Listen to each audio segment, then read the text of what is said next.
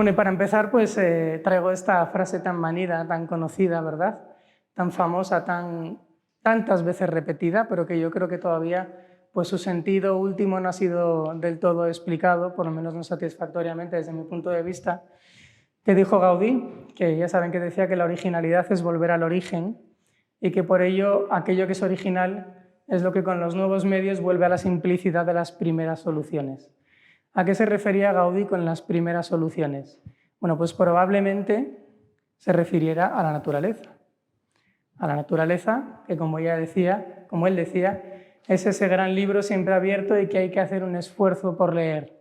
Él decía que la naturaleza llevaba millones de años ensayando diferentes soluciones, diferentes formas, los árboles, las abejas, las hormigas, las flores, el crecimiento de las plantas, y que por lo tanto el arquitecto pues, tenía que volver su mirada hacia estas construcciones naturales, que realmente son un árbol, o son un hormiguero, o son un panal de abejas, para poder entender allí las claves de cómo el arquitecto del futuro tenía que construir. De hecho, Gaudí también dejó dicho que el arquitecto del futuro construiría conforme a las formas de la naturaleza. Y ayer Galdric Santana en su ponencia pues prácticamente lo dejó claro, ¿verdad? Cómo la arquitectura del futuro va a ir necesariamente de la mano de las aportaciones que hizo Gaudí, principalmente a través de la geometría, pero también a través de la sostenibilidad, de la biomimética, de la mímesis arquitectónica con respecto a la naturaleza. Y para entender este contexto general en el cual aparece la gruta en la obra de Gaudí, pues yo propongo un viaje a la Europa del siglo XVIII. Vamos a empezar por el siglo XVIII, no nos vamos a ir más atrás, aunque podríamos, pero bueno, vamos a empezar en el siglo XVIII muy someramente con la figura de este filósofo francés, Rousseau, que todos conocen como uno de los padres de la Ilustración, uno de los fundadores del pensamiento moderno, en fin. En algunas de sus obras, como en esta, Emilio o de la Educación, él plantea un concepto, un tópico que desde ese momento se convierte en un tópico literario y filosófico, que es el del buen salvaje. No solamente Rousseau, sino también otros pensadores de la Europa ilustrada del siglo XVIII plantean esta dicotomía que existe, o que existía desde luego en aquella época en una sociedad, piensen a finales del siglo XVIII, que está empezando a industrializarse, que están empezando a aparecer las grandes fábricas, las grandes urbes, el libre mercado, el capitalismo, en fin, las principales transformaciones sociales y económicas que dan lugar a la sociedad actual, pero que además suponen una ruptura muy grande con respecto a los parámetros anteriores. Bueno, pues él plantea la dicotomía entre la cultura y la natura, la cultura y la naturaleza. La cultura como este sistema de valores y este sistema no solamente de valores, sino también ideológicos y por supuesto arquitectónicos, urbanísticos, culturales, materiales, que el ser humano crea para poder vivir en sociedad, pero también la naturaleza como esa especie de estado anterior, esa especie de edad de oro o de jardín del Edén, o bueno, pueden llamarlo de cualquier manera, de muchas maneras distintas, en la cual pues, se supone que el ser humano había vivido armónicamente con los animales, como un animal más, pero de alguna manera superior al resto de animales, en los cuales no había envidias, no había problemas, no había los problemas que, por ejemplo, el comercio o la economía pues, pueden generar. Aquí les traigo una imagen de Lucas Cranach, el viejo, que se encuentra en un museo de Oslo, en el cual nos presenta este tópico literario y artístico de la Edad de Oro. Ven esta humanidad que baila en círculos, que convive perfectamente con los animales, en esta especie de jardín del Edén o huerto. Vemos que ya es esta representación del paraíso, ya es un jardín desde el principio, desde el Antiguo Testamento, incluso antes, desde los mitos griegos y romanos. Y en esta especie de hortus conclusus o de jardín cerrado, en el que ya pues, casi podríamos interpretar que se separa la cultura con este castillo, esta fortaleza que aparece aquí en segundo plano, con la natura, o esta especie, como les digo, de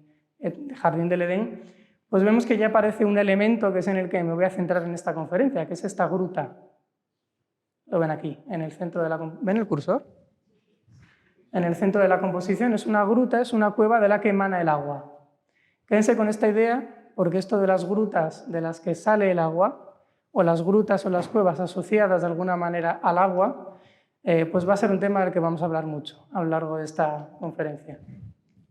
Bueno, todas estas teorías, todas estas ideas del buen salvaje, del retorno a lo primitivo, del retorno a los valores iniciales de la civilización y demás,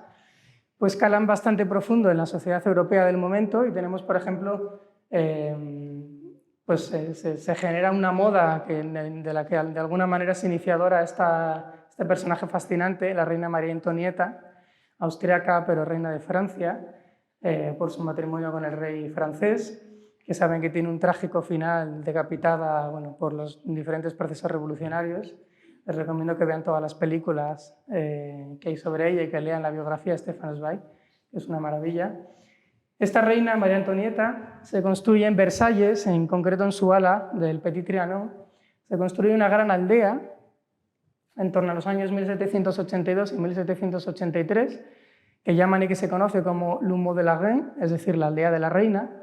y en la cual ella juega a ser como una especie de campesina. Es una reina, pero ella juega a que es una campesina, es decir, que retorna a esos orígenes,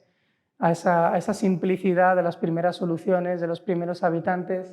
con una especie de evocación casi fantástica de la arquitectura normanda del norte de Europa. Aquí les traigo, por ejemplo, una fotografía de uno de los edificios. Esta es una aldea que actualmente sigue existiendo, forma parte del complejo de Versalles, y en el que ella pues, coloca un molino, coloca varios gallineros con gallinas que ponen huevos, y bueno, pues le gusta un teatro también, le gusta imaginarse que es una especie de campesina, lógicamente todo es producto de la imaginación, porque es la reina de Francia, pero le gusta imaginarse esta vida campestre en la que se retorna a las soluciones primitivas, a esta humanidad que no ha sido todavía contaminada por los diferentes procesos posteriores. En España tuvimos un personaje parecido, no fue una reina, pero sí que fue una duquesa muy importante, como fue la duquesa de Osuna, que aquí, bueno, tuvo muchos títulos, pero aquí les he traído dos que me interesan especialmente. Duquesa de Osuna y decimosexta condesa de Luna. Y les traigo esto de condesa de Luna porque estamos precisamente en el Palacio de los Condes de Luna. Es decir, que esta señora que nada tenía que ver ya con los Quiñones de León, con esta familia que dio origen a, bueno, que formó parte del condado de Luna en sus primeros momentos, pues en realidad había heredado ya por diferentes vías familiares y demás este título que, bueno, que hoy en día pues, de este palacio que nos acoge. Bueno, pues la duquesa de Osuna, que fue uno de los personajes más interesantes de la corte española del siglo XVIII, intelectual, amante de las artes, protectora de músicos, de poetas, de escritores. Por ejemplo, fue una de las principales protectoras de Francisco de Goya, al que encargó una gran cantidad de obras. Ella, junto con su marido, se quiso construir un palacio, una villa de recreo a las afueras de Madrid, en lo que hoy en día se conoce como la Alameda de Osuna, o el Capricho, porque era una especie de capricho que ella tenía, que a día de hoy, de hecho, la Comunidad de Madrid está restaurando el palacio para poder abrirlo como museo. Ojalá que dentro de poco podamos disfrutar de la visita del interior, pero por lo pronto sí que se puede ver el exterior, lo que es el jardín. Y en ese jardín, que ya es un jardín pues, totalmente críptico, hermético, lleno de una gran cantidad de variedad, no solamente de especies vegetales y naturales, sino también de arquitecturas que configuran pues, todo un paisaje intelectual en torno al hermetismo de la época, porque se dice que además a ella le gustaban mucho las historias de brujerías, las historias ocultistas, en fin, que hasta tenía una especie de sala en la que decían que podía hasta jugar a la ouija o hacer sesiones de espiritismo. Pues ella se construye también esta casita que les he traído aquí, que lo llaman la Casa de la Vieja, que también es nuevamente una evocación de ese pasado mítico idealizado, lógicamente por las élites de aquella época, rural, de esa evocación de la arquitectura antigua, tradicional, en la cual además pues, coloca unos autómatas dentro que le hacen pensar pues, que vive como una especie de pueblo. Bueno, pues es una costumbre que aparece también, que es general entre las élites aristocráticas de la España de la época. Les traigo, por ejemplo, este retrato de Mengs, de la marquesa del Llano, doña Isabel de Parreño y Arce, que era la esposa del embajador en Nápoles, y que se hace retratar no según la moda de la época de las grandes clases de la aristocracia, sino que se hace retratar conforme a los trajes típicos, populares, en este caso de la Mancha, porque ella era manchega. Pero es que además la duquesa de Osuna, ya en ese capricho, en ese jardín maravilloso del siglo XVIII, pues ya se hace construir varias grutas. Les he traído una en concreto, que es la Gruta de las Fuentes de las Ranas, construida en 1794, en la cual vemos que ya aparece nuevamente unido el concepto de la gruta, de la cueva, con el agua. Esta gruta de la que emana, de la que surge el agua. Y acercándonos más hacia el siglo XIX y más geográficamente hacia Cataluña, les traigo otro jardín maravilloso, como es el Jardín del Laberinto de Horta, en Barcelona, que es construido por una familia nobiliaria catalana de allí, que todavía hoy pues, también pueden seguir visitando, y en el cual vemos que vuelven a aparecer otra vez las grutas, las cuevas, y nuevamente asociadas al concepto del agua. Les traigo aquí, por ejemplo, la fuente de la pirámide, que la llaman así por esta forma triangular que tiene, o del Minotauro, porque esta forma en la que corona el vértice o la cúspide de la pirámide, algunos lo identifican con un león, otros con un minotauro. Recuerden el mito del Minotauro, que vive en una gruta, precisamente. Otra de las fuentes, que también curiosamente es una cueva, es una gruta, la gruta de la ninfa Egeria, del Jardín del Laberinto de Horta. Y otra gruta, que en este caso no es una cueva, pero que sí que enlaza con otro concepto al que quiero ir llegando en esta conferencia, que es el de la espiritualidad. Esta casa del ermitaño, que ya es posterior, porque saben que el Jardín del Laberinto de Horta tiene dos momentos fundamentales, un momento a finales del siglo XVIII, por parte de un arquitecto paisajista italiano, y un momento de ampliación posterior de los hijos y los nietos del primer comitente de la obra, que construye Elias Rollent, que fue director de la Escuela de Arquitectura de Barcelona, un arquitecto revival, neogoticista muy importante de la época, y que les construye un jardín romántico. El primer jardín, el jardín neoclásico, está dedicado al concepto del amor, de manera general, y el segundo jardín, el jardín que les construye Elias Rollent, está dedicado a la muerte, el concepto de la muerte. Así que aquí tenemos el amor y la muerte, dos temas fundamentales de la Europa de la época. Y en este jardín romántico, Elias Rollent construye esta casa del ermitaño, en la cual vemos que hay una evocación nuevamente de esta arquitectura primitiva o incluso de las arquitecturas micénicas con estas formas triangulares, de las arquitecturas de tierras lejanas, por ejemplo, polinesias, de Oceanía, pero también aparece una gruta. Recuerden que el ermitaño siempre está asociado a la gruta. Piensen, por ejemplo, en la iconografía de San Jerónimo, en el desierto, en la gruta, todos los eremitas, todos los ermitaños que se alojan o que se refugian en las grutas para poder meditar, para poder renunciar a lo material, para que pueda aflorar lo espiritual. Vamos encaminándonos ya poco a poco hacia donde quiero llegar. En este mismo jardín del Laberinto de Horta pues aparecía esta construcción que hoy en día creo que ya no se conserva, estoy seguro, pero creo que ya no, por eso traigo una fotografía antigua, es la que ven a la izquierda, que ven que nuevamente vuelve a hacer referencia a las arquitecturas primitivas, incluso podemos hablar de la cabaña primitiva, que luego hablaremos más en profundidad de este concepto, o las arquitecturas de pueblos lejanos, que en aquella época se entendían como arquitecturas primitivas también, y que siempre han puesto en relación con otra arquitectura que aparecía en otro de los jardines, este ya el último del que voy a hablar, que es el Jardín del Buen Retiro. Les traigo a la derecha una fotografía de la casita del pescador actual, que no se corresponde con la que había en la época. La que había en la época, en la Guerra Civil, desapareció, pero al parecer era igual o prácticamente igual que la que encontramos en el Jardín del Laberinto de Horta, es decir, una evocación nuevamente de esta cabaña primitiva, de esta arquitectura primitiva, que me pueden preguntar ahora, ¿y qué tiene que ver esto con la naturaleza? Bueno, vamos a ir hablando luego en el resto de la conferencia intentaré clarificarlo. Esta parte es más introductoria, pero sí que me interesa, por favor, que se queden con todos estos conceptos y con todas estas imágenes.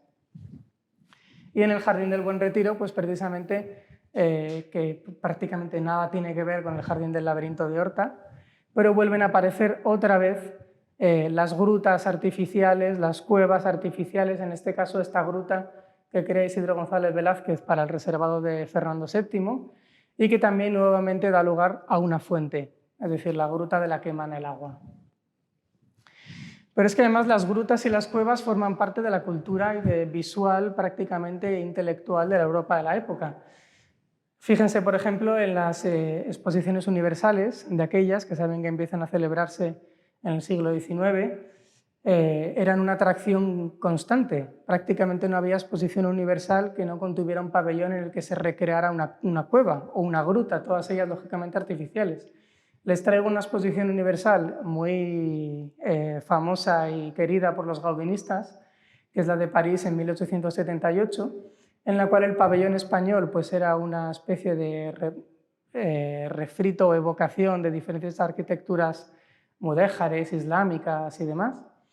Y en este pabellón español, dentro de la parte dedicada a la agricultura, encontramos esta lámina, encontramos esta arquitectura que evoca esta lámina, que estaba dedicada a la viña, a la vid, al cultivo del vino, y en el cual, después de unos grandes arcos formados por botellas, aparece una gruta, una cueva artificial. En esta misma exposición universal es en la que Gaudí presenta una de sus primeras obras conocidas, que es la famosa vitrina que realiza para la guantería Comella de Barcelona, y que bueno, es bien conocida la historia de que al parecer Eusebio Güell asiste a la exposición, queda fascinado por la vitrina y contacta con Gaudí, y ahí podría comenzar la relación que ambos tienen. Aquí les traigo una imagen, no la he encontrado en mejor calidad, lo siento, pero de esta gruta, de esta cueva artificial que aparece reproducida en la prensa y en las guías de la época de las exposiciones universales. Pero no solo las exposiciones universales, las grutas son también una fuente y una imagen fundamental en la literatura de la época. Piensen, por ejemplo, en las novelas de Julio Verne. Estamos exactamente en las mismas décadas. Estas ilustraciones que les traigo, que son las de la primera edición del Viaje al centro de la Tierra, son de 1865. Pero Julio Verne, en 1869, entre el 69 y el 70, publica por entregas en un periódico francés 100.000 leguas de viaje submarino, en las cuales también describe varias grutas marinas, a las que luego haremos referencia. La exposición universal es de 1878. Y esta otra gruta maravillosa que les traigo, pues es también de esta misma época, 1875-1877. Estamos ya muy lejos geográficamente, estamos en la antigua Baviera, actual Alemania. La Gruta de Venus, inspirada en la ópera de Tannhäuser, de Wagner, que manda a construir el famoso Rey Loco, Luis II de Baviera, inspirándose, como les digo, en esta ópera de Wagner, pero que se conoce ya desde el principio en España, concretamente en Cataluña y concretamente en Barcelona, que era un núcleo gaudinista fundamental. De esto lo ha estudiado, por ejemplo, Galdric Santana muchísimo, este aspecto de la relación de la música de Wagner con la obra de Gaudí y todo el ambiente wagneriano que existía en la Barcelona de la época. Piensen que en el Liceo se estrenan por primera vez óperas de Wagner en España y en algunas ocasiones incluso por primera vez fuera de los círculos wagnerianos en Alemania y en Baviera. Y en esta gruta que él crea, que además es un prodigio de la técnica porque integra la climatización, integra la iluminación artificial de manera muy escenográfica, es una gruta artificial, lógicamente, pues volvemos a encontrar otra vez esta relación entre el agua, la gruta, la cueva y, como hemos visto en otras grutas anteriores, Venus, Afrodita, el concepto de generación, el concepto de vida, que son todas estas ideas que después Gaudí va a recoger y que desde mi punto de vista pues van a aflorar en su obra. Como les digo, estas grutas se conocen rápidamente en España a través de postales, a través de obras pictóricas, de dibujos que comienzan a llegar rápidamente aquí a nuestro país. Y además Eusebio Güell era un gran wagneriano.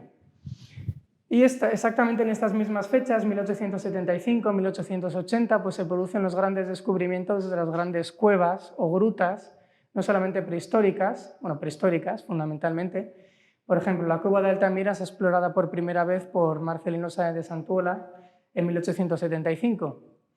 Y las cuevas del Drac, en Palma de Mallorca, que se conocían ya desde la Edad Media, desde el siglo XIV, y hay descripciones anteriores, pero el primer plano y la primera publicación seria, científica, rigurosa que se hace de esta gruta maravillosa, pues es en 1880, es decir, que estamos exactamente en estos mismos años. Al igual que otras muchas cuevas, saben que en Palma de Mallorca está llena por completo de cuevas, de grutas submarinas, subterráneas, como por ejemplo el Torrente de Pareis, no sé si lo conocen, pero es una zona maravillosa de la isla de Mallorca, que empieza a fascinar por completo a los pintores, a los artistas, a los músicos, a los escritores de la época, y por lo tanto las grutas y las cuevas pues empiezan a aparecer en la producción pictórica de aquella época. Les traigo, por ejemplo, una obra de un contemporáneo de de Antonio Gaudí, como es Joaquín Mir, esta obra maravillosa en la cual casi parece transmitirnos perfectamente el carácter acuático, ¿verdad?, de esta cueva. Parece que podemos percibir la humedad, el agua resbalando por las paredes de la gruta, estas grutas en las cuales parece que que realmente es así. La vida está en proceso continuo de generación, porque la gruta se va creando a sí misma,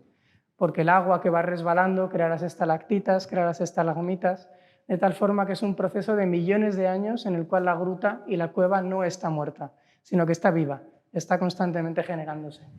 Y con todo este bagaje intelectual, cultural, artístico, pues ya llegamos a Gaudí, a sus primeras obras, en este caso en una obra de 1875, 78 más o menos, en la cual Gaudí todavía es un joven estudiante en la Escuela de Arquitectura, está cursando una asignatura con Josep Fontserè,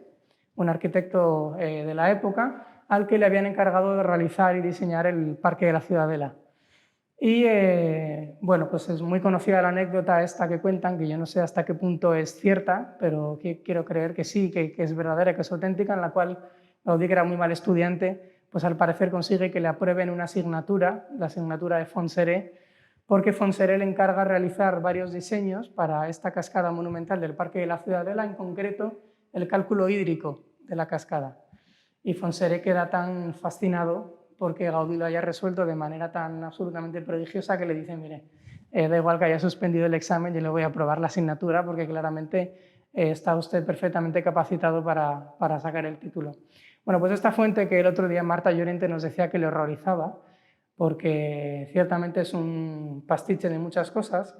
Gaudí interviene sobre todo en la zona que se conoce como el aquarium, el acuario,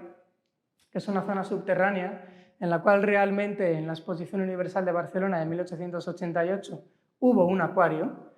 uno de los primeros acuarios de Barcelona y dicen que de España, en la cual realmente había peces, había especies marinas y demás. Y en este acuario, que el otro día también Óscar Burón nos enseñaba la puerta del acuario, Gaudí coloca unas salamandras, una especie de salamandras o lagartos con unas hojas, y dentro ya aparece la primera gruta, la primera cueva de la arquitectura de Gaudí, que en este caso sería una evocación de una gruta marina, de una cueva marina que bien podríamos poner en relación con las láminas que decoraban y que ilustraban los ejemplares que circulaban en aquella época de los libros de Julio Verne, como antes les contaba, por ejemplo, 100.000 leguas de viaje submarino. Pero es que avanzando en el tiempo, esta obra maravillosa de Gaudí, en comillas, El Capricho, vemos que en los jardines que él diseña aparece otra cueva, aparece otra gruta. En este caso esta que les traigo aquí es una gruta hecha además con las piedras que Gaudí saca supuestamente del terreno, que esto es algo que va a hacer después en el Parque Güell y en otras muchas construcciones. Es una cueva pues, que nos puede recordar, por un lado, tanto a las cuevas naturales, pero también a las cuevas creadas por los hombres, creadas por los seres humanos, con estas formas adinteladas, totalmente primitivas, que nos retrotraen a la arquitectura primigenia. Piensen que el ser humano, en los primeros momentos de su existencia, antes de que aparezca la arquitectura, luego hablaremos del origen mítico de la arquitectura, pues el ser humano se refugia en primer lugar en las cuevas. El hecho de poder construir la arquitectura viene motivado por evitar al ser humano el frío, el calor, los fenómenos atmosféricos, el peligro de las bestias, de los animales. Y el primer refugio, de alguna manera la primera arquitectura que encuentra el ser humano es la de la cueva. Por lo tanto, regresar a esta primera arquitectura, regresar a este primer lugar, a este origen mítico o lejano, prehistórico ya de la arquitectura, pues para los arquitectos de la época y en concreto para Gaudí, debió de significar una fórmula absoluta de volver a la originalidad. Si volvemos a retrotraernos a esta frase mítica de original, es volver al origen, pues aquí lo vemos bastante claro. Pero es que además, y aquí me voy a detener un poquito, en concreto en esta diapositiva, porque en esta obra, que sí que es muy posterior, surge más o menos en aquellos años, pero es posterior al Capricho, la fachada del nacimiento de la Sagrada Familia, desde mi punto de vista, Gaudí nos deja las claves para poder interpretar perfectamente el significado de la gruta, de la cueva en su arquitectura. Y aquí es donde quiero hacer una recopilación de todo lo que hemos visto hasta ahora, de toda esta primera parte introductoria de las cuevas, de las grutas en los diferentes jardines en la España y en la Europa del siglo XVIII, desde Rousseau hasta los años 70, 80 y 90 del siglo XIX. Porque hemos visto que la gruta siempre está asociada al agua y siempre está asociada a determinadas divinidades como Venus, como Afrodita, como las ninfas. Yo no sé esto si a ustedes les hace pensar en algo, pero desde luego lo que nos hace pensar es que la gruta y la cueva está asociada, lógicamente, a la vida, a la idea de la fertilidad. La diosa Afrodita y la diosa Venus eran las diosas de la fertilidad, de la vida, de la generación, del nacimiento, también del renacimiento. Piensen, por ejemplo, en el mito de la caverna de Platón. Esos seres humanos que están encadenados dentro de la cueva, que no pueden ver el exterior. La cueva desde tiempos inmemoriales está asociada indefectiblemente a la idea del nacimiento de la vida, de la purificación, de la ascensión, pero sobre todo de esta idea de nacer, renacer, generar, la generación. El agua mismo también está asociado a estas mismas ideas de la generación, de la fertilidad. Piensen que pues la vida es imposible sin el agua. Las plantas necesitan del agua para poder sobrevivir, hay que regarla, los seres humanos tenemos que beber agua para poder vivir. El agua desde el inicio pues supone el máximo símbolo de la vida y por lo tanto pues yo creo que para Gaudí la cueva es este locus, este lugar imaginario, esta imago obsesiva en la cual se produce este proceso de vida, de renacer de determinadas maneras, pero sobre todo de renacer espiritual, como vamos a ver en este caso. Aquí en la Sagrada Familia, en la portada del nacimiento, que como bien saben está dedicada al nacimiento de Cristo, os decía que tenía que ser una primavera constante, una explosión de vida completa, porque con Cristo pues, el ser humano es redimido, surge la vida y demás. Bueno, pues vemos que realmente, aparte de otras 100.000 millones de cosas, como dijo César antes y se ha repetido mucho, en la arquitectura de Gaudí las realidades se contraponen, con lo cual una realidad simbólica no anula la otra, sino que se une a esta misma. Entre otras cosas, lo que es la fachada del nacimiento es una enorme gruta, es una cueva gigante que además tiene varias cuevas pequeñas. Fíjense, por ejemplo, en estos 3 tímpanos, que les voy a señalar con el cursor, este primero, este otro y este tercero de aquí,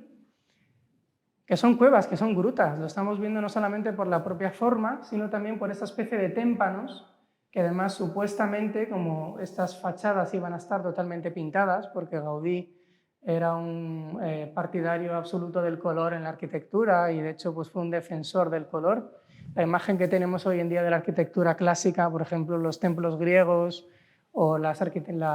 catedrales góticas, es una imagen falsa, creada por el tiempo, porque todos sabemos que los templos griegos y las catedrales góticas estaban pintadas, especialmente los relieves y las escenas. Y Gaudí quería que la Sagrada Familia estuviera pintada. Y de hecho en la maqueta que le encarga Jujol y que manda en 1910 a la exposición de París,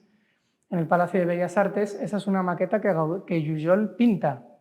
y que a través de una postal que está en el Museo de la Sagrada Familia, de la reconstrucción de los restos que se conservaron, que están también en el Museo de la Sagrada Familia, pues podemos ver cómo la fachada de la Pasión, la fachada de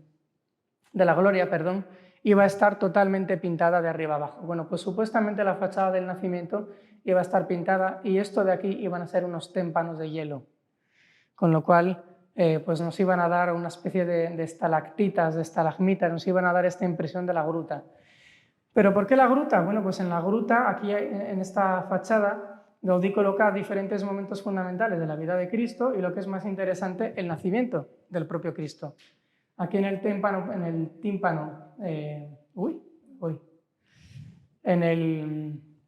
el parteluz, en el momento, en el espacio justo central simétrico de la fachada, Gaudí coloca el nacimiento de Cristo. Vemos aquí la Sagrada Familia, Jesús, la Virgen María y demás, en una especie también como de gruta. Fíjense, no he encontrado una imagen de más detalle, de buena calidad, pero yo creo que se percibe bastante bien esta especie de formaciones rocosas casi naturales. Todo esto ya lo vio muy bien Juan Antonio Ramírez en un librito que publicó hace años, antes de morir, y yo creo que fue el único que realmente supo interpretar de manera exacta lo que Gaudí quería contarnos aquí. es que Juan Antonio Ramírez ya nos dice que Gaudí está situando el nacimiento de Cristo en un momento ahistórico, es decir, fuera de la cultura. Al situarlo en una gruta, en una formación geológica, fuera por completo de un pesebre, de cualquier tipo de construcción humana, nos está diciendo que Cristo, que Dios, ha nacido fuera de la historia, ha nacido fuera de la cultura. Volvemos otra vez a esta misma idea de la cultura contra la natura. Pero es que además para Gaudí, precisamente a través de su mentalidad cristiana, sus profundas convicciones cristianas, para Gaudí la gruta, y no solamente para Gaudí, sino en general en las Sagradas Escrituras, en el cristianismo, Cristo nace en una gruta, pero es que muere, bueno, en una cruz, lógicamente, pero resucita en una gruta. Cuando a Cristo le entierran en una cueva, en una caverna, y resucita en la caverna. Aquí les traigo el primer misterio de gloria del Rosario Monumental de Montserrat, que le encargan a Gaudí, que esto es una caverna también ahí excavada en la montaña de Montserrat, y en el cual Gaudí sitúa, bueno, las esculturas son de Josep Llimona, si no me equivoco, y bueno, colaboran distintos artistas, pero bueno, la concepción general es la de Gaudí, en la cual vemos exactamente esta misma idea, que Cristo nace en una gruta, pero resucita en una gruta. Yo creo que esta idea de la cueva como espacio de muerte y resurrección, quizás de muerte material y resurrección espiritual, es la que Gaudí va después, posteriormente, a utilizar en el resto de sus obras. Y se ve clarísimamente desde mi punto de vista en el Palacio Güell. Aquí es donde voy a mojarme ya un poco, me voy a exponer a la crítica, pero bueno, en fin. El Palacio Güell es un edificio fascinante que Gaudí construye para el conde de Güell, su principal mecenas. Está llamado a convertirse en la principal referencia de esta gran familia y de este gran industrial que terminó siendo conde, que aspiraba, como demostró Juan José Lahuerta en su libro, aspiraba a dirigir intelectual y social, incluso culturalmente, la nueva Cataluña de la Renaixença. De hecho, ya se puede ver desde la misma portada principal, con el ave fénix, el escudo de Cataluña, todo este aspecto del renacimiento catalán. Bueno, aquí les traigo precisamente un detalle, pero sí que es verdad que el Palacio Güell ha sido estudiado de manera muy interesante por Juan José Lahuerta, por Raquel Lacuesta, por Carles Rius, que yo no he leído, ayer lo estuvimos hablando, no he leído sus artículos, pero estoy como loco por poder leerlos, porque seguro que también aporta más información, porque yo creo que es un edificio que no ha tenido la atención todavía que se merece. Yo creo que todavía guarda muchísimos secretos y mi interpretación en torno al concepto de la gruta yo creo que ayuda un poco, o por lo menos pues contribuye desde mi humilde opinión a poder entender un poquito más lo que Gaudí quiso crear aquí.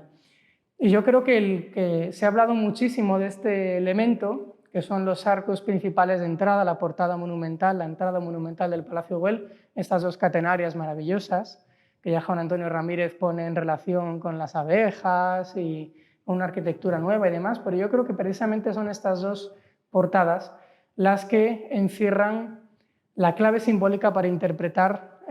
una de las ideas fundamentales del palacio, que como antes dije, no se contrapone con otras, sino que se añade, se aumenta. Y es la de interpretar el palacio en realidad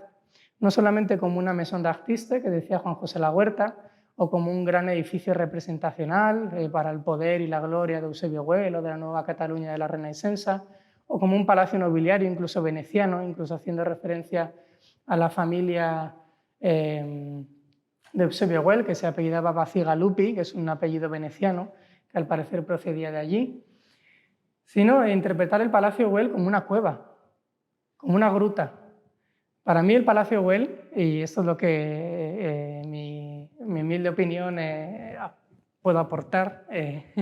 al conocimiento de Gaudí, ya lo hice en mi trabajo final de carrera y lo sigo manteniendo, aunque han pasado muchos años, yo sigo persistiendo insistentemente hasta que me demuestren lo contrario. Es una gran gruta, es una gran cueva que Gaudí crea por determinados motivos que vamos a ir viendo a partir de ahora. Y les digo que la prueba simbólica, o por lo menos el primer enganche, está en las portadas, porque fíjense lo parecidas que son estas puertas de entrada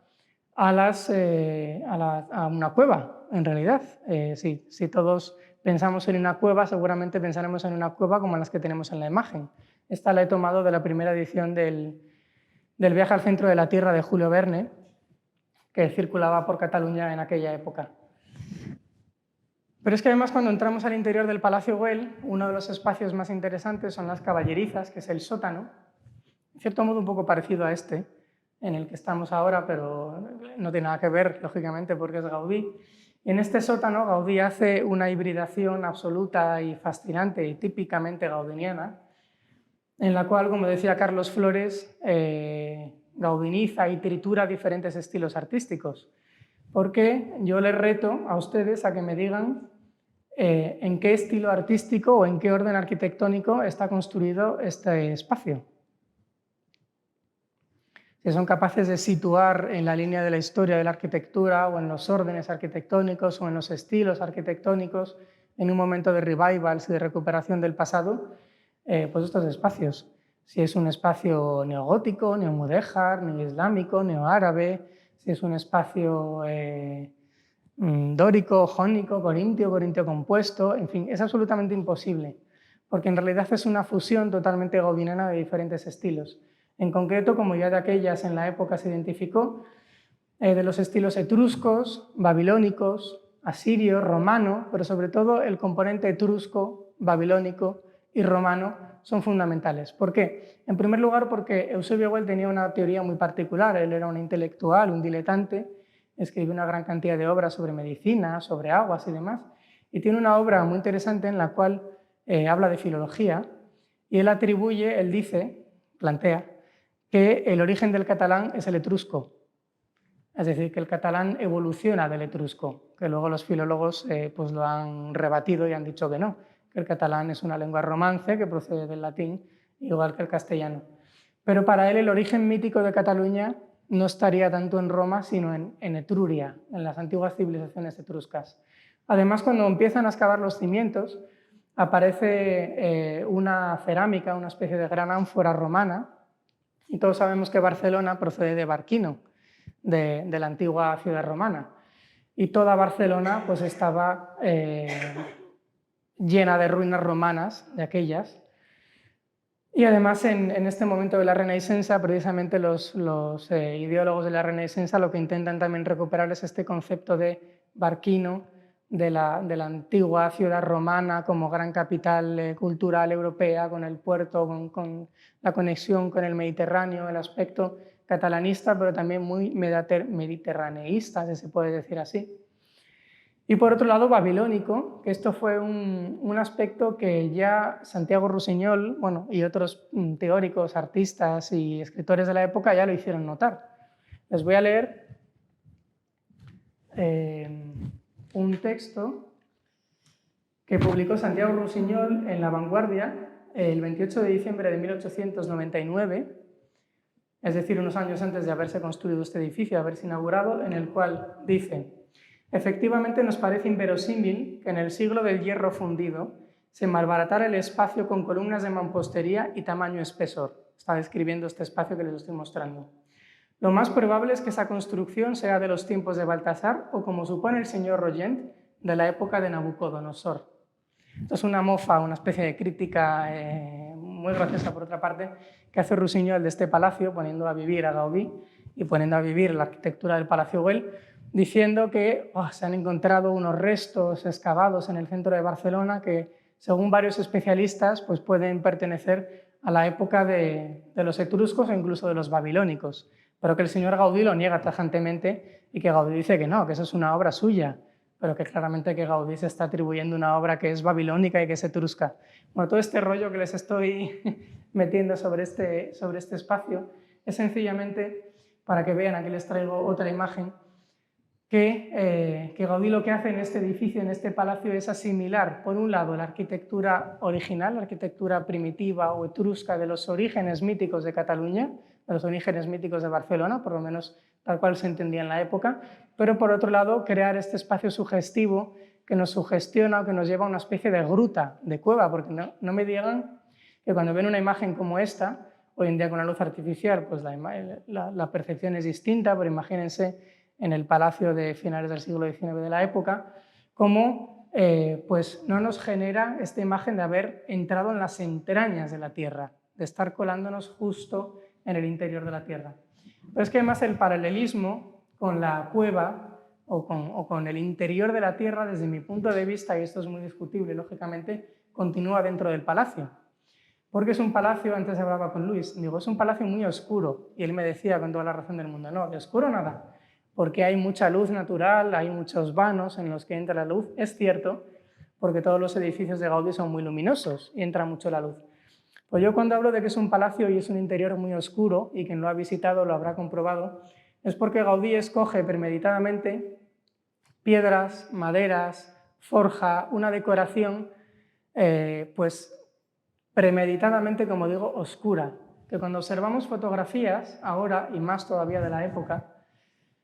e incluso la iluminación que el propio Gaudí diseña, la sensación que nos da es una sensación, como les digo, muy oscura y sobre todo muy cavernosa, en los cuales fíjense en los colores de las piedras, fíjense en los colores de la carpintería, fíjense en los colores de la forja, todo parece pues llevarnos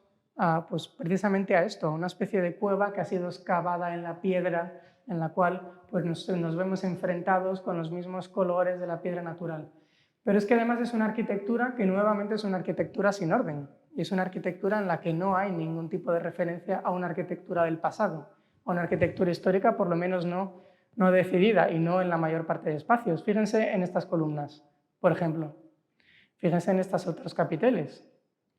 O fíjense en esta columna maravillosa que aparece en el vestíbulo. ¿Son capaces de identificar algún estilo histórico?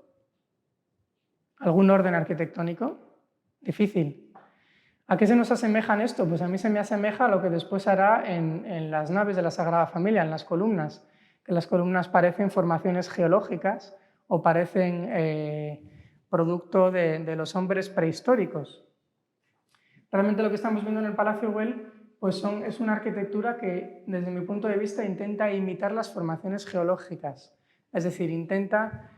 aparentar que son piedras, que son rocas, que son formaciones naturales. Gaudí lo que está haciendo es intentar trasladar la idea de que estamos viviendo en una especie de mundo subterráneo, de mundo en el cual la arquitectura, la propia naturaleza, pues está desarrollando toda una arquitectura.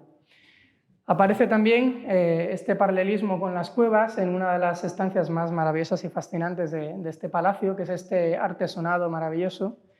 en el cual, si se fijan, pues aquí sí que es verdad que puede haber un ligero recuerdo a los artesonados islámicos y demás, pero aparecen todos estos elementos pinjantes, todos estos elementos que caen hacia abajo, que podrían recordarnos a las estalactitas, ¿verdad?, que caen de una cueva. En esta imagen no se ve muy bien, pero hay otras fotografías, en concreto una que les voy a enseñar después, más tarde, en la cual sí que se genera esa imagen como de cueva interior, como de estalactita que está cayendo, que está deshaciéndose de abajo. Y esta idea es mucho más interesante cuando se estudia el fundamento de este techo y se ve que no es una simple epidermis decorativa, sino que realmente tenía una función estructural. Esto es algo que hace mucho en los techos del Palacio Güell. Porque los techos del Palacio Güell, y este en concreto, este techo, como les digo, no es una decoración que pueda ser reversible, que podamos quitar y aparezca un techo debajo de él, como hizo, por ejemplo, aquí en la Casa Botines, sino que forma parte de la propia estructura tectónica del edificio. Con lo cual, lo que nos está queriendo decir es que el edificio es una misma cueva, es una misma unidad. Es decir, que es una cueva que se está generando, que es una cueva que se está produciendo dentro del propio interior de la Tierra y que está generando una arquitectura, por otro lado, completamente nueva, completamente distinta, que en parte pues Eusebio Güell seguramente buscara para poder diferenciarse. Pero es que además encontramos otros elementos, como por ejemplo este tan interesante, que es la entrada al dormitorio de Eusebio Güell, en el cual volvemos a ver otra vez una arquitectura ahistórica, acultural, que no parece tener relación con ningún tipo de arquitectura anterior, sino que es una formación geológica, y en la cual brota por encima, brota de manera casi parece que instantánea la naturaleza. Vemos esta amalgama de plantas, flores, hojas, formas como de enredaderas, que parece que están produciéndose en el interior, que están surgiendo. Parece que vamos allí y que están pues echando los pámpanos, las hojas, están surgiendo las flores. Como digo nuevamente, una gruta, una cueva que está, como todas las cuevas, en continuo crecimiento, generándose constantemente a sí misma. Y finalmente, si vamos ascendiendo hacia arriba, pues vemos el tejado, la azotea maravillosa que hizo Gaudí, en la cual pues bueno, vemos 18 respiraderos, estos son columnas de respiración y chimeneas, este cono interior, que es el que da luz al salón principal, a la cúpula, y que bueno, prácticamente ningún autor ha sido capaz de explicar qué es esto en realidad, pero ciertamente nos recuerda a una especie de jardín, ¿verdad? A mí me recuerda por lo menos a una especie de jardín. Es verdad, y es cierto, que estos elementos de Trencadís no son los originales. Estos son producto de una restauración posterior. Pero el edificio original los tenía, como podemos ver en esta caricatura que hace un pintor de la época y que publica en un periódico de la época, de Eusebio Güell, en el que aparece sosteniendo su edificio, su palacio, y convierte estos respiraderos de la parte superior en copas de helado. Porque bueno, es una caricatura y es una mofa a la arquitectura de Gaudí como tantas otras que hubo. A lo que voy es que, aunque no sean los que hoy en día tenemos en el palacio los originales, sí que había en su momento otros, desde luego, muy parecidos. Y para mí aquí lo que Gaudí está creando es un jardín. Es más, es un hortus conclusus. Fíjense en las almenas que están como protegiendo esta especie de fortaleza. ¿Y qué tenemos en este jardín? Pues tenemos frutos, tenemos árboles que están dando pues, manzanas, diferentes frutas, una vegetación exuberante, y de este jardín crece una arquitectura, que es este cupulín, que es esta especie de arquitectura de piedra, que de hecho está hecho con piedra y con tierra, todavía hoy que se conserva el original. ¿Cuál es mi interpretación? Pues yo creo que lo que Gaudí hace es el nivel de la tierra está aquí. Si marcamos una línea imaginaria, este sería el nivel de la piedra, de la tierra que nosotros pisaríamos, este sería un jardín, esta sería una arquitectura que nace, que parte de la tierra, y todo lo que hay de aquí para abajo es el subsuelo, es una gruta, es una cueva. Nuevamente la idea de, como les decía, el Palacio Güell visto como si fuera una gran cueva. No sé si me siguen, si me estoy explicando bien. Bueno, pues yo cuando me puse a estudiar esto, dije, a mí el caso es que esto me recuerda a alguna descripción de algo, y dije, bueno, vamos a ver qué leía Gaudí, qué podía haber visto. Me fui a Viollet-le-Duc, que habla a la entrada de Flora, por ejemplo, o a la entrada de Cabaña Primigenia, de arquitectura, en la cual hace referencia a los 10 libros de arquitectura de Vitruvio, que sabemos que Gaudí conocía, como todos los arquitectos de la época, y en la cual pues me puse a revisarlo, y cuál es mi sorpresa, que aparece un texto de Vitruvio en el cual Vitruvio se pone a explicar cómo es la arquitectura que hacían los frigios de aquella época. Yo cuando me pongo a leer la descripción que hace Vitruvio de la arquitectura frigia, digo, uy, a mí esto me recuerda mucho al Palacio Güell. Y aquí es donde entra ya la parte que yo no me atrevo ni muchísimo menos a aseverar, y que es absolutamente imposible de demostrar, pero que bueno, pues quiero lanzarles como una especie de vocación literaria, romántica o poética, casi incluso, como una especie de visión que, bueno, que a mí se me ha antojado interesante, verosímil y, como les digo, literaria y romántica, pero que lógicamente es imposible de demostrar. Y es que cuando nos vamos al libro segundo del Tratado de Vitruvio, y leemos la descripción que hace Vitruvio de la arquitectura frigia, vemos, les voy a leer textualmente, que nos dice lo siguiente. Dice, los frigios, que habitan en zonas llanas, debido a que no hay arbolado en abundancia, como carecen de madera, eligen unas colinas naturales en las que excavan fosas en su parte central. Excavan fosas en su parte central, en las colinas. Van perforando unos caminos o pasos con los que amplifican su extensión, todo lo que les permite la naturaleza del lugar. Levantan unos conos, enlazando entre sí unos palos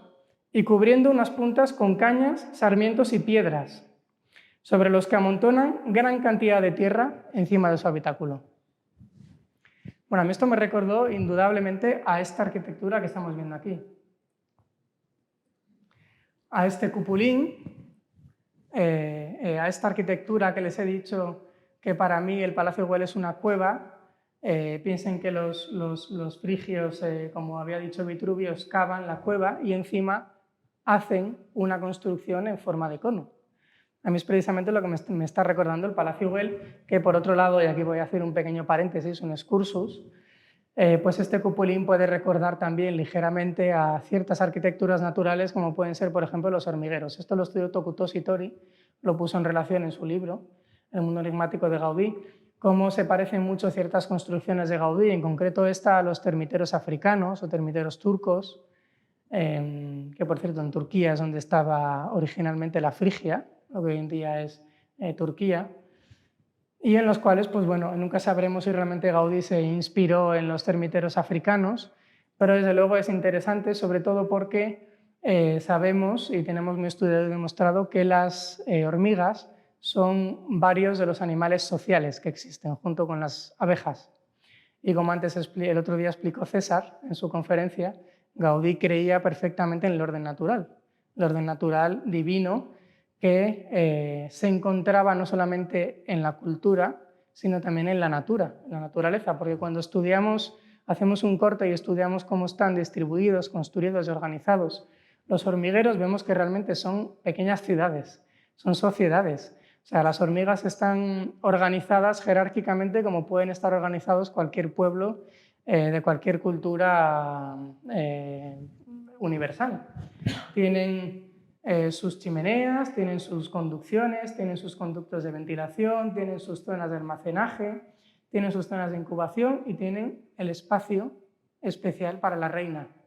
la hormiga reina, para la que trabajan el resto de hormigas, las hormigas obreras, todo un sistema muy jerarquizado con el cual ellas se comportan exactamente igual que las abejas, con lo cual todo esto a Gaudí pues, le debió fascinar. Bueno, aquí cerramos este paréntesis, este excursus. Y volvamos otra vez a lo mismo. Aquí les he traído un grabado de Claude Perrault, publicado en una traducción que hizo este mismo grabador e intelectual francés en 1684. Hizo una traducción de los 10 libros de arquitectura de Vitruvio y ilustró, con sus propios grabados, ilustró diferentes pasajes de los libros. Y en concreto este grabado que les traigo aquí a la derecha de la diapositiva se corresponde con la descripción que hace Vitruvio de la arquitectura frigia. Aquí ven cómo aparece esta colina que supuestamente los frigios excavaban en la roca y después pues esta parte cónica superior y cómo puede ser perfectamente análogo a lo que hace Gaudí en el Palacio Güell. Pero es que además, y aquí sí que sí es donde ya, como les digo, entro al terreno de la especulación puramente literaria, romántica y literaria. Yo dije, vamos a ver, digo, tiene que haber algún tipo de explicación para que Gaudí, pues de alguna manera, si es que todo esto pues, pudiera ser plausible, se inspirara en la arquitectura frigia. Y dije, vamos a ver quiénes eran los frigios. Y me pongo a buscar y resulta que el personaje frigio más importante y más conocido que hubo fue el rey Midas. Todos conocen al rey Midas, ¿verdad? El rey Midas, que es este personaje, supuestamente al parecer fue un personaje histórico, real, pero que pues también forma parte de la mitología griega, pues saben que los frigios eran una cultura anterior a la cultura griega, toda esta historia del nudo gordiano que después Alejandro Magno rompe. Bueno, el caso es que el rey Midas, según cuenta la mitología griega, Dionisos le da el poder en agradecimiento por haber acogido en su casa a Sileno, que había sido su preceptor, le otorga un deseo y el rey Midas decide que lo que él quiere es que le dé la capacidad para que todo lo que toque se convierta en oro. Entonces, ese deseo, que termina por convertirse en una maldición, hace que el rey Midas, todo lo que toca, se convierta en oro. Y de hecho, hay una de las variantes de la mitología, pues el rey Midas termina tocando a su hija, que termina convirtiéndose en oro y termina llorando porque al final eso que parecía un regalo termina siendo una maldición. Le pide a Apolo que le libere de la maldición, Apolo le libera y bueno, pues él queda muy agradecido. Y ya que es donde planteo, de manera, como digo, poética o literaria, digo, ¿y si Gaudí quisiera establecer un paralelismo entre el rey Midas de la Frigia y el rey Midas de la Cataluña de la época, que era Eusebio Güell? Piensen que Eusebio Güell junto con Antonio López eran los hombres más ricos de España en aquel momento. Que el dispendio que hubo de organizarse en el Palacio Güell de aquellas fue absolutamente escandaloso. De hecho, la anécdota famosa en la cual el secretario de Eusebio Güell iba a Eusebio Güell y le decía: pero mire, señor Güell, lo que el señor Gaudí se está gastando es un escándalo. Eusebio Güell miraba y decía: solo se está gastando esto. Pues es muy poco, no se está gastando prácticamente nada. Y cuando vemos el interior del palacio vemos que allí ha habido un despilfarro absoluto de todo tipo de materiales preciosos, alfombras, obras de arte, muebles. En fin, lo que yo puedo plantear aquí, o me gustaría plantear, como digo, siempre de manera literaria y absolutamente imposible de demostrar, es esta especie de paralelismo que puede que Gaudí quisiera establecer entre el rey Midas y Eusebio Güell, pero que además pues yo creo que aparecen pequeñas pistas en otras partes del edificio. Por ejemplo, esta imagen que antes les traía, que yo creo que recuerda a las estalactitas, en las cuales todas estas pinjantes terminan en cristalitos de colores, muchos de ellos de color azul, que para mí es como si fuera el agua de la cueva, de la gruta que está cayendo, que está goteando. Muchas de ellas ya no son azules, sino doradas. Parece que el rey Midas ha ido allí y las ha tocado y se han convertido en oro. Pero es que además pues vemos que aparecen otro tipo de elementos decorativos, simbólicos en la casa, como por ejemplo estas naturalezas que, como digo, están en continuo crecimiento, en continua formación, que también se están convirtiendo poco a poco en naturalezas doradas. No tiene ningún sentido porque la naturaleza, y Gaudí para esto era muy naturalista, las hojas son verdes. ¿Por qué nos coloca unas hojas, unas plantas, unas enredaderas doradas? Pues a lo mejor porque esta que es la entrada del dormitorio de Eusebio Güell, del rey Midas, él ha ido allí y las ha tocado. Y les traigo aquí un fragmento de las Metamorfosis de Ovidio del libro 11, donde se cuenta la leyenda del rey Midas, en la cual dice: de una encina arrancó una vara de oro se hizo. Bueno, ahí se lo dejo, en plan como les digo, como una especie de evocación casi poético-literaria. Bueno, pero tenemos que avanzar, porque aparecen más cuevas, aparecen más grutas en la obra de Gaudí. En el Palacio Güell, como les he intentado explicar, la cueva, la gruta, no aparece de manera absolutamente física, presente, incuestionable, incontestable, como si había aparecido en otros edificios de Gaudí, sino que aparece sugerida de manera metafórica o simbólica, también con ese sentido de renacer, con ese sentido de purificación de esa Cataluña que había muerto pero que tiene que renacer, quizás guiada espiritualmente por el rey Midas Güell, pueden verlo como quieran. Pero aparecen también otro tipo de grutas con este mismo sentido en otros edificios. Aquí les traigo, por ejemplo, uno de los patios de ventilación y de iluminación de la Casa Batlló. He buscado esta foto en concreto, en la cual aparece la iluminación artificial. Aquí abajo estos son focos de iluminación artificial, porque no sé si a ustedes les sugiere, pero a mí desde luego esto me sugiere a un fondo submarino. Cuando lo estamos viendo casi como estas imágenes en las cuales la luz del sol se filtra hasta debajo del agua. Y bueno, pues esto ya está plenamente estudiado, demostrado. Juan José Lahuerta lo ha estudiado un montón de veces, que toda la Casa Batlló pues es, entre otras muchas cosas, una especie de, por un lado, una evocación de la vivienda del Capitán Nemo, pero también una evocación del interior, que también era acuático, de la vivienda del protagonista de A Contrapelo, de Huysmans.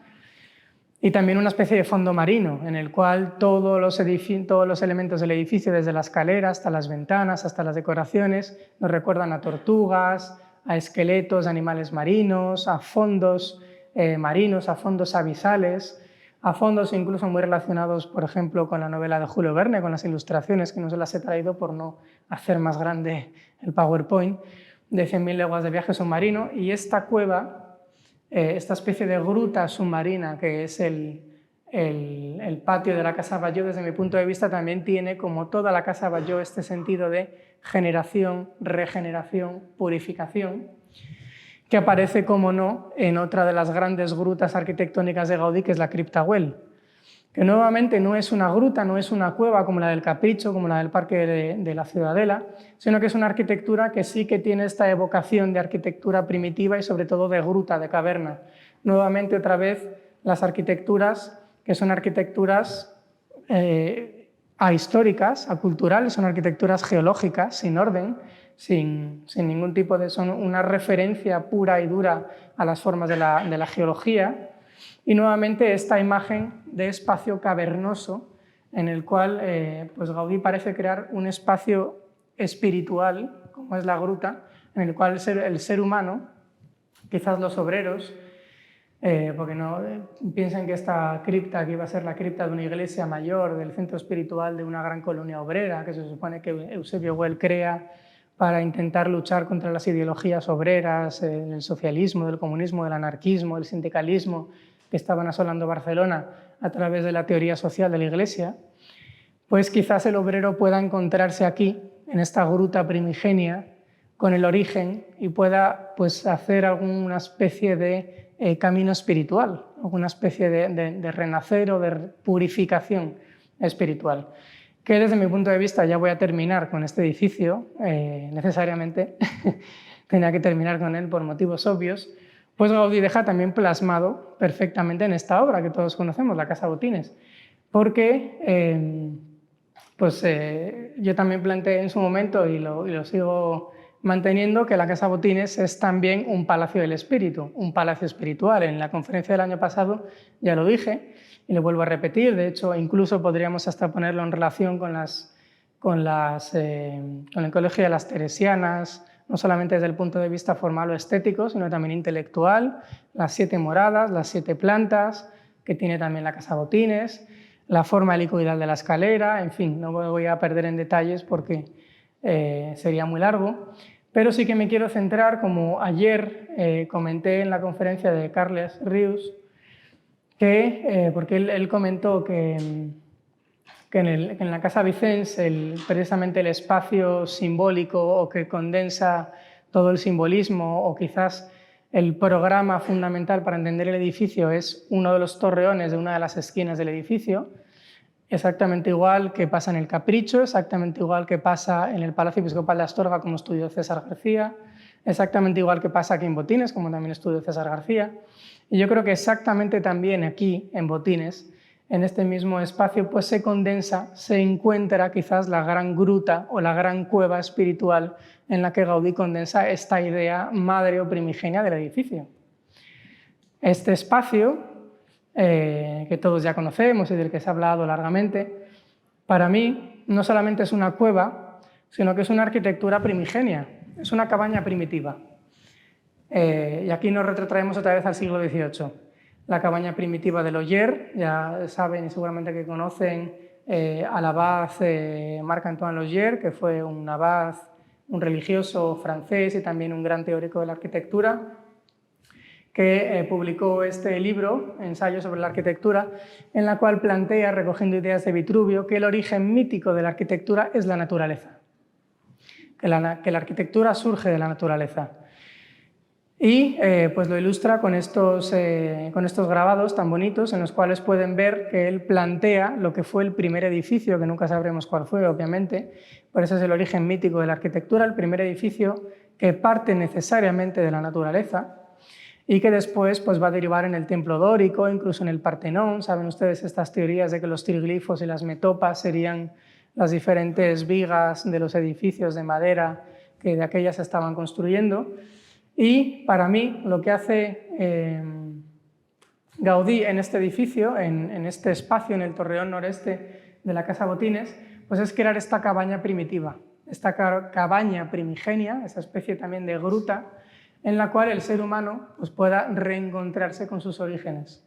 contra una sociedad industrial, contra una sociedad cambiante, llena de cambios, de transformaciones, de ideologías de diferentes tipos.